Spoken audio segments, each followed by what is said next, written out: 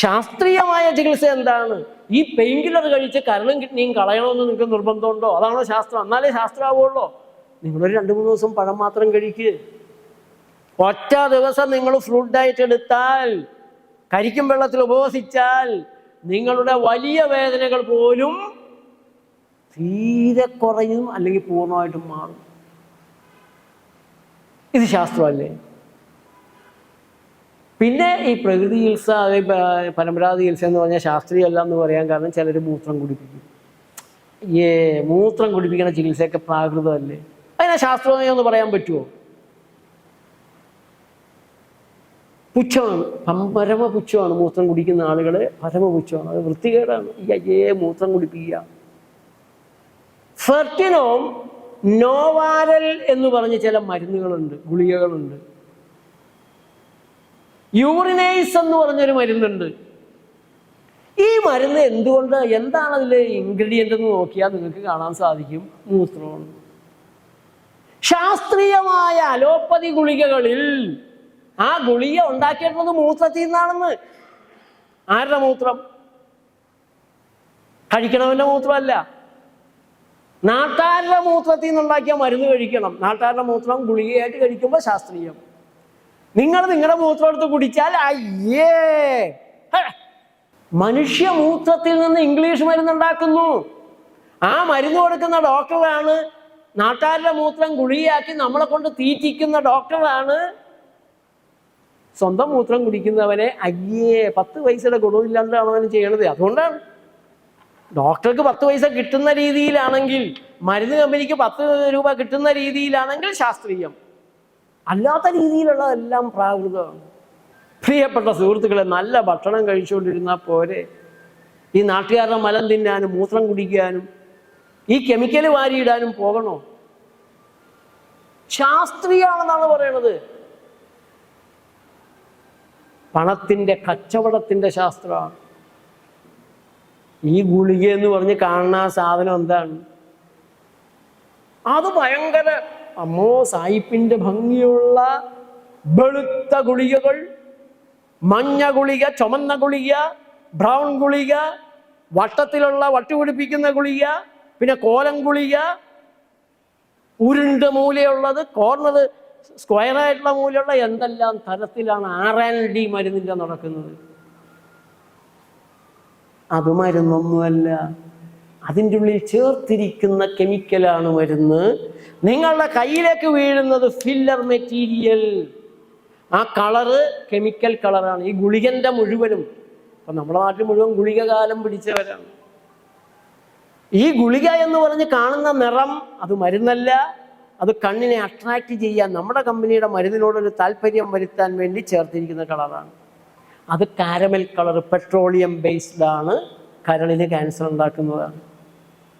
എന്ത് കാര്യത്തിനാണ് ഇവർ ഈ ഗുളികയ്ക്ക് കളർ കൊടുക്കുന്നത്? രോഗം മാറാനാ? അതാണോ മരുന്ന്? അല്ല. ഇനി ഒരു കോട്ടിങ് ഗുളികയ്ക്ക് ഇപ്പോൾ കൊടുക്കുന്നുണ്ട്. മൈക്രോ ഫിലിം കോട്ടിംഗ് ആണ് ഗുളികയ്ക്ക് കൊടുക്കുന്നത്, തണുപ്പ് കയറാതിരിക്കാൻ. പ്ലാസ്റ്റിക്കിൻ്റെ ഒരു കോട്ടിങ്.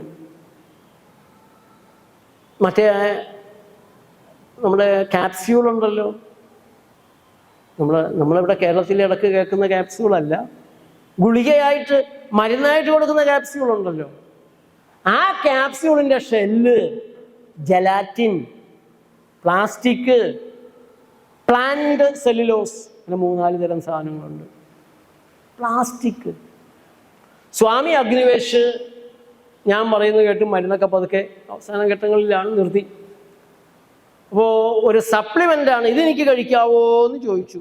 എൻ്റെ സ്വാമി സപ്ലിമെൻറ്റുകളൊന്നും കഴിക്കരുത്. അല്ല, ഇത് ഫുഡ് സപ്ലിമെൻ്റാണ്. സ്വാമി ഫുഡ് കഴിക്ക്, ഫുഡാണ് കഴിക്കേണ്ടത്, ഫുഡ് സപ്ലിമെൻറ്റും കഴിക്കരുത്. കരിമ്പാണ് കഴിക്കേണ്ടത്, പഞ്ചസാര ഫുഡ് സപ്ലിമെൻ്റാണ്, കഴിക്കരുത്, ആപത്താണ്. ചാരായവും ഫുഡിൻ്റെ സപ്ലിമെൻ്റാണ്, കഴിക്കരുത്. നിങ്ങളുടെ കൂടെ കൂടി നിങ്ങൾ ഒരു സാധനവും കഴിക്കാൻ സമ്മതിക്കില്ലല്ലോ എന്നായി. ഞാൻ സ്വാമി ഇതിൻ്റെ ആ ഷെല്ല് പ്ലാസ്റ്റിക്കാണ്. ഇങ്ങനെയൊക്കെ പറഞ്ഞാൽ എങ്ങനെയാണ്? ഞാനിത് പ്രത്യേകം ചോദിച്ചു. അപ്പോൾ അത് വലിയൊരു സ്വാമി ഉണ്ടാക്കുന്ന മരുന്നിൻ്റെ ഏറ്റവും പ്രധാനപ്പെട്ട ആളാണ് കൊടുത്തിരുന്നത്. അവിടെ ചോദിച്ചപ്പോൾ പറഞ്ഞാൽ അത് ഒന്നുമില്ല, വെള്ളത്തിലിട്ട് അലിയും. ഞാൻ അതെടുത്ത് ഒരെണ്ണം തുറന്ന് കൊട്ടി മരുന്നൊക്കെ കളഞ്ഞിട്ട് അത് കാണിച്ചു കൊടുത്തു. സ്വാമി, ഇത് പറയണ പോലെയൊന്നും അല്ല. സ്വാമി ഡൽഹിക്ക് പോയി. ഡ്രൈവർ അശോകിനെ കൊണ്ട് ഒരു കുപ്പി വെള്ളം, ഒരു പാത്രം വെള്ളത്തിലിട്ട് വെച്ചു. പിറ്റേ ദിവസം വിളിച്ചു, ജേക്കബ് പറഞ്ഞത് ശരിയാണ്, ഇതുവരെ വെള്ളത്തിൽ അലിഞ്ഞിട്ടില്ല. സംഗതി പ്ലാസ്റ്റിക് തന്നെ. ഇനി ഫില്ലർ മെറ്റീരിയൽ, ഈ അരിപ്പൊടി ആവട്ടെ, സ്റ്റാർച്ച് ആവട്ടെ, ക്ലേ ആവട്ടെ, ഗുളികയായിട്ട് ഇങ്ങനെ ഇരിക്കാനായിട്ട് ബൈൻഡിങ് മെറ്റീരിയൽ വേണം. ഒട്ടിപ്പിടിച്ച് കൂട്ടിയിരിക്കാൻ ബൈൻഡിങ് മെറ്റീരിയൽ വേണം. ഇതിൽ ആന്റിബയോട്ടിക്സ് ചേർത്താലേ ബാക്ടീരിയ കയറി കുഴപ്പമുണ്ടാക്കാതിരിക്കുള്ളൂ. ഫംഗസ് പിടിക്കാതിരിക്കാൻ ആന്റി ഫംഗസും കൂടെ ചേർക്കണം. മരുന്ന് എന്ന് പറഞ്ഞ സാധനത്തിൻ്റെ കൂടെ. നിങ്ങൾ കഴിക്കുന്ന ഗുളികൻ എന്ന് പറഞ്ഞാൽ വിഷ കോക്ടെയിലാണ്. നിങ്ങൾ കരുതുന്നത് പോലെയല്ല. അലോപ്പതി നമ്മുടെ നാട്ടിൽ ഇന്ന് വെക്കുന്ന ചികിത്സകൾ ശാസ്ത്രീയമാണ് എന്നുള്ള നെറ്റിപ്പട്ടം മാത്രമേ ഉള്ളൂ. ഇത് പ്രാകൃത കാടൻ അലോപ്പതി ട്രീറ്റ്മെൻറ്റാണ് നടക്കുന്നത്. ഇവിടെ നമ്മളൊരു രോഗിയെ കൊണ്ട് ആശുപത്രിയിൽ ചെന്ന് നെഞ്ചുവേദന പറഞ്ഞ് ചെല്ലുന്ന വഴി 2-3 കുത്ത് കിട്ടും. ട്രീറ്റ്മെൻറ്റ് തുടങ്ങും. ബ്രിട്ടനിലാണെങ്കിൽ ചെയ്യത്തില്ല. എല്ലാ ടെസ്റ്റുകളും ചെയ്ത് എന്താണ് യഥാർത്ഥ പ്രയാസം എന്നറിയാതെ ചികിത്സ ചെയ്യില്ല. ഇവിടെയാണെങ്കിൽ നമ്മളെപ്പോഴേക്കും ആശുപത്രി തല്ലി പൊളിച്ചിരിക്കും. അതുകൊണ്ട് ആളുകളെ മുഴുവൻ തല തിരിച്ചു വെച്ചിരിക്കണം അവർ. ബ്രിട്ടീഷ് സിസ്റ്റം ഒരാൻറ്റിബയോട്ടിക് നിങ്ങൾക്ക് അവർ ഡോക്ടർമാർ എഴുതി തരില്ല.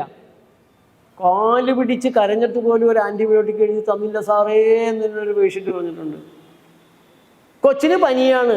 എപ്പോൾ തുടങ്ങി? വൈകിട്ട് 6 മണിക്ക് തുടങ്ങി. എന്നാൽ 3 ദിവസം കഴിഞ്ഞിട്ട് കൊണ്ടുവന്നാൽ മതി. വെള്ളവും കൊടുത്ത് വീട്ടിൽ കിടത്തു കേട്ടോ. ബ്രിട്ടനിലെ ഹോസ്പിറ്റലിലേക്ക് വിളിച്ചാൽ ഇങ്ങനെയാണ്. എന്നിട്ട് ബ്രിട്ടീഷുകാർ മുഴുവൻ ചത്തുപോകുകയാണോ?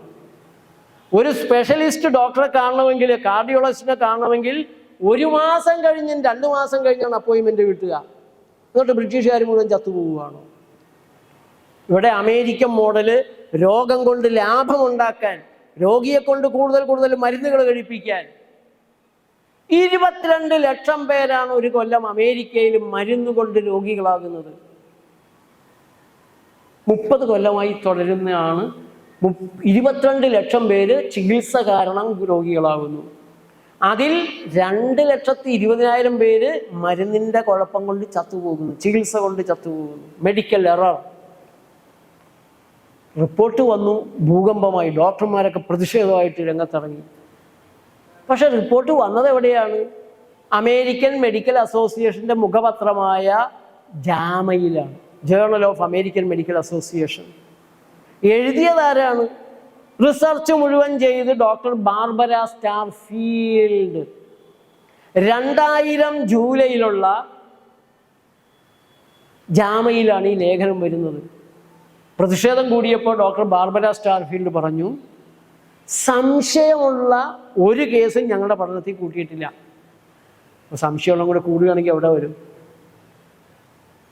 അലോപ്പതി ഡോക്ടർമാർ തന്നെയാണ് പഠിച്ചത്. നിങ്ങൾ നെറ്റിൽ നോക്കിക്കോ. Is United States health really the best in the world? ഇതായിരുന്നു അതിൻ്റെ ശീർഷകം. ലോകാരോഗ്യ സംഘടന പറയുന്നു സെപ്റ്റംബർ 17 പേഷ്യൻ സേഫ്റ്റി ഡേ ആയിട്ട് ആചരിക്കണം. റോഡ് സേഫ്റ്റി ഡേ ആയിട്ട് ആചരിക്കാറുണ്ട്. കാരണം റോഡ് അപകടമാണ്. നടുക്ക് നിന്നാൽ വണ്ടി വന്നിടിക്കും. ഫുട്പാത്തിലൂടെ നടന്നാലും ഏതെങ്കിലും വണ്ടി വന്ന് കയറി മരിക്കും. ധാരാളം പേരങ്ങനെ മരിക്കുന്നുണ്ട്. വളരെ അപകടം പിടിച്ച സ്ഥലമാണ് റോഡ്. അതുകൊണ്ട് റോഡ് സേഫ്റ്റി ഡേ നടത്തണം. അതുപോലെ ആശുപത്രി സേഫ്റ്റി ഡേ നടത്തണം. ലോകാരോഗ്യ സംഘടന പറയുന്നു ആശുപത്രിയിലേക്ക് പോകുന്ന 10 പേരിൽ 4 പേർക്കും ചികിത്സാ പിഴവ് കിട്ടുന്നു.